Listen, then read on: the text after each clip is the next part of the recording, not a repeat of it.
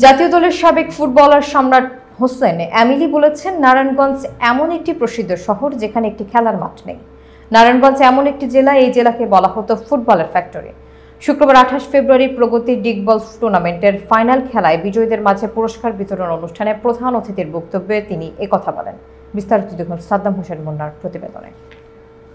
সভাপতির বক্তব্যে মোহাম্মদ গিয়াসউদ্দিন বলেন, নারায়ণগঞ্জকে যারা সারা দেশে এবং বিদেশে পরিচয় ঘটিয়েছে, সুনাম সুখ্যাতি বয়ে এনেছে, তাদের মধ্যে ফুটবল খেলায় অন্যতম এমিলি। ঢাকার মাঠে যখন খেলতে নামতো, পুরো গ্যালারি থেকে এমিলি এমিলি চিৎকার উঠত। আরো বেশি আনন্দিত যে এমিলি নারায়ণগঞ্জের কৃতি সন্তান আজকের অনুষ্ঠানের প্রধান অতিথি।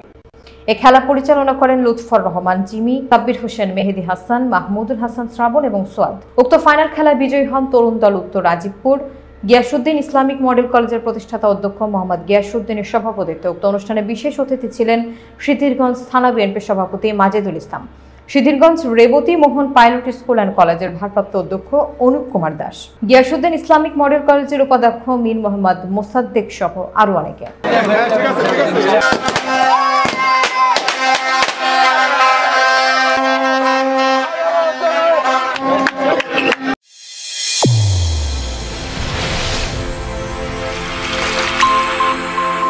চ্যানেল A1 হৃদয় রেসপন্স।